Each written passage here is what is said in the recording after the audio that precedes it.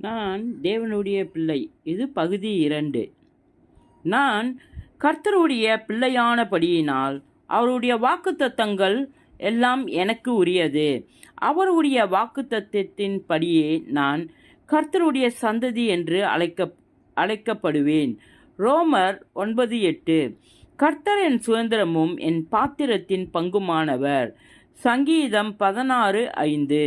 நான் ஜீவனுள்ள தேவனுடைய பிள்ளை என்று அழைக்கப்படும் உரிமையை கர்த்தர் எனக்கு தந்தார். ரோமர் 9:26.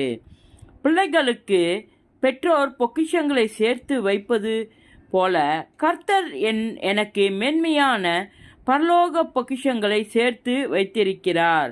2 கொரிந்தியர் 12:14. நான் தேவனுக்கு பிரியமான பிள்ளை, ஆகவே வெளிச்சத்தின் பிள்ளையாய் நடந்து கொள்வேன். எபேசியர் 5:1-8.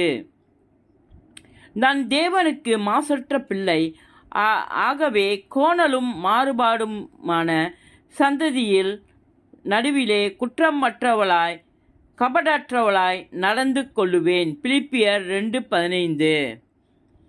நான் பகலின் பிள்ளையாய் இருக்கிறேன். தேவன் எனக்குள் வைத்த வெளிச்சத்தை காத்து கொள்ளுவேன். 1 தெசலோனிக்கர் 5:5. இயேசுவின் நாமத்தில் இது பகுதி 2.